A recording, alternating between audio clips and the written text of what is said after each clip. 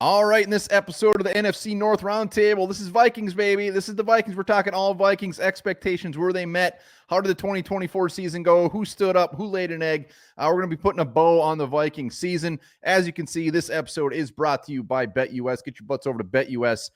Use that promo code YouTube150 at checkout for 150% bonus on your first deposit and an additional 125% bonus on your next two deposits up to $2,000. Remember, play responsibly. Get your butts over. Let me know down in the comments who you picking for the Super Bowl as well, and check out BetUS for that. But let's talk Minnesota Vikings. Man, what could have been? What could have been? So we're going to talk were expectations met. We're talking offense. We're talking defense. Like I said, who came to play? What's there to be excited about for the future? A ton, by the way. But let's do it. Let's talk about it. 14-3. 14-3. They were playing for the NFC North Championship and the number one seed in the final game of the season against the Lions. We all know how that went. We know how that went. We're going to talk about that a ton. But that's how good they were this year. And, you know, their over-under was like 6.5 wins. Even if you bleed purple. And you know what? I bleed purple from every orifice. But I didn't have the Vikings winning 14 games. I had them around 8, maybe 9 wins. And I was getting crap for that, like you're delusional. So 14 wins was just a wonderful surprise, And a lot of that had to do with a certain Mr. Sam Darnold that we're going to talk about. But let's go into the offense. Let's start with the offensive side of the ball for the Vikings. You couldn't be happier. I mean, how can you not be happier? Sam Darnold coming here before J.J. McCarthy got hurt.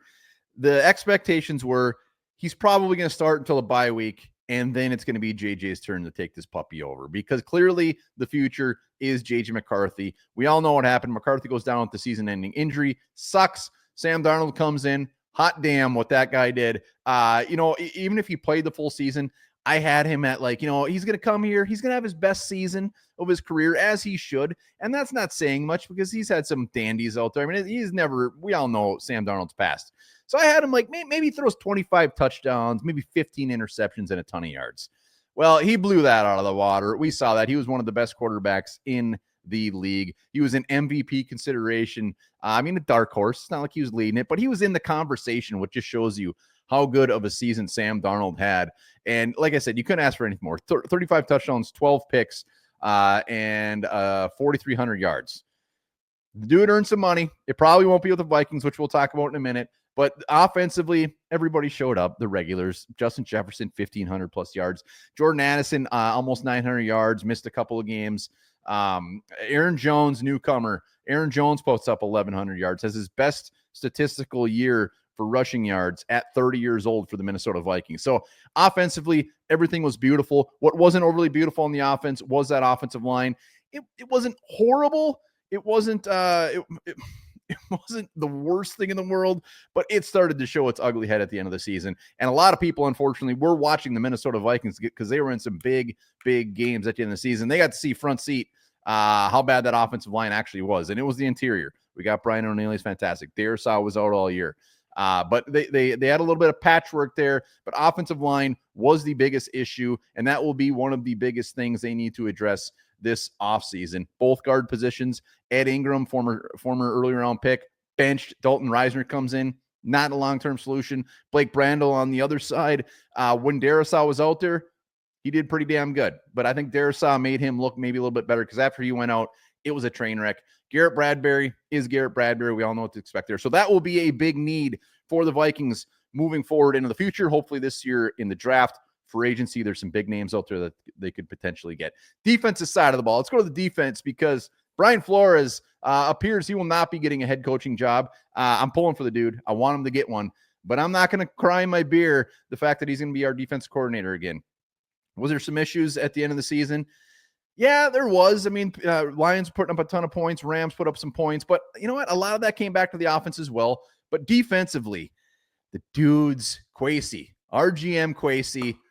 Man, if you're a Vikings fan, you gotta be so damn excited. He might not be able to draft worth crap, but this man can bring in some free agents. Andrew Van Ginkel, Jonathan Gernard, even some old men like Stephon Gilmore. He's not the old Stephon Gilmore, but he still played at a pretty high level. Shaq Griffin.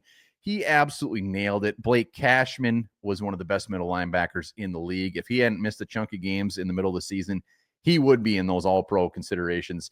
But the free agency class was amazing. It was absolutely amazing. We have all these guys coming back next year. So defensively, it was unexpected. I mean, I expected the defense to be pretty good. Danielle Hunter gone. There were some big guys that we were missing, but these other guys absolutely stepped up. Ginkel, 11.5 sacks. Jonathan Gennard, 12 sacks. Blake Cashman, middle linebacker, 4.5 sacks with 112 tackles. I mean, they played damn good. But why didn't they take the next step? Well, the secondary definitely started to show their age a little bit. Byron Murphy, very, very damn good. He's a free agent heading into this offseason. Everybody wants him to come back. We expect him to come back. But Stephon Gilmore started to show his age a little bit. Matt Stafford, Jared Goff, they were starting to pick on that secondary. If we weren't getting to the quarterback, they were there for the taking. So, again, like the interior offensive line, cornerback will be a position that the Vikings will have to address, mostly because we don't really have anybody under contract. We have Mekhi Blackman and Nudie McLaughlin, undrafted free agent from last year under contract. So Byron Murphy will be a big part of that. Stephon Gilmore sounds like he's probably going to retire. Shaq Griffin still had a decent season. I guess I'd be surprised if he comes back, but he's a dark horse to potentially come back and just fill in some depth. Mekhi Blackman was out all year with the ACL, so he'll be coming back, which will be nice to see. Defensive line, I'm hopping all over the place, but defensive line, one of the best run stoppers in the league, ranked up top the whole damn time with a lot of no-name guys. I mean, Harrison Phillips is a name, but I mean, the Jerry Tillery's, Jalen Redmond, a guy that came on the scene this year, Jonathan Bullard. It's just crazy how well they all played together, and that's a big attribute to Brian Flores out there putting the guys in position to just absolutely whoop the butt. Defensive line will definitely be a position that the Vikings will look at as well, though. But defensively, again, played very, very good. I want to talk about those final games, though. I mean, teams were putting up a lot of points. We're getting our butt kicked a little bit. A lot of that has to do with the offense not really performing when it mattered. Defense was on the field consistently. When you look at those games, when you look at the scores at halftime, they were one-score games. But eventually defense was just done. They were just gassed. They could not keep up, and that's when those big scores would end up going. So Brian Flores and our defense put them in positions to win, unfortunately, which we're going to talk about now.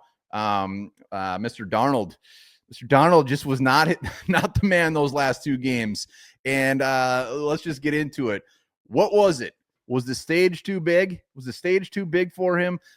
Did defensive just figure him out? Did the Lions really expose issues for Sam Darnold for them to not only whoop us, but then the Rams to take us in the first round of the playoffs? You can guess. The play speaks for itself. The weirdest part is a lot of the times he was looking at his first, second read. They were open, and he was just opting not to throw the ball there. And he was just doing crazy stuff. When you look at our offense in the red zone those last couple of games, it's painful. It is painful. We cannot get points in the red zone. So Sam Darnold, big question. Is he going to come back? Will the Vikings bring him back? I think it's weird because a lot of the mainstream media is starting to say, you bring this guy back. Of course you bring him back. You finally got a guy. You franchise him. You do this, you do that. I think when it comes to the Vikings, I think they're all in on J.J. McCarthy. I do think the Vikings will move on from Sam Darnold. I don't even see them tagging trading him. We will see. It is a mystery. Crazier things have happened. He did play his butt off. He's going to get paid. He deserves to be a starter in this league. I just don't think it's with the Vikings. I think they look at what they did with Sam Darnold and like, you know what? If we can do that with Sam Darnold, just think what we can do with this 21-year-old rookie that already was on a huge stage in Michigan and J.J. McCarthy. I think whether it's arrogance or whatever, I think that is their plan. I think it should be their plan. That's why you get a early round draft pick at a quarterback for that contract. You can build around him. You take some of that money you're going to pay Darnold, put it in the interior offensive line, potentially put it at a running back, put it on the defensive line. So I do think Sam Darnold is gonzo. I want that dude to go somewhere and absolutely rip it up. I just do not think it's here. Biggest issues heading in the offseason: interior offensive line, defensive line, cornerback, running back could be one. Aaron Jones was he's going to be a free agent. We'll see if they bring him back. I wouldn't be opposed to it as long as they paired somebody up with him, whether that's a rookie or some younger guy that can maybe has a little bit more explosion in the tank. But Aaron Jones played very good. But overall, expectations change throughout the season. So even though I say Vikings, I predicted them to get 7-8 wins. When they started to get some dubs, I'm not sitting here just along for the ride. Oh, shucks. Expectations changed, and I expected them to make some noise in the playoffs. So when all is said and done, yeah, it was a disappointing end to the season, especially when you're one game away from getting that number 1 seed, and then you just lose in the first round to the Rams. So overall, there's a lot of things to be excited about as Vikings fans. It was a disappointing end of the season. I think we really deserved. I think we should have won at least a playoff game. NFC North, nobody won a playoff game. Disappointment for the North for their showing. But there you have it. That is the Vikings season in a quick bowl for you. Mixed her all up. I was all over the place. But the moral of the story is Vikings have a lot of players coming back. They got some big decisions, and the future most likely is in JJ McCarthy's hands. Remember, get your butts over to BetUS. Use that promo code YouTube150. Boom.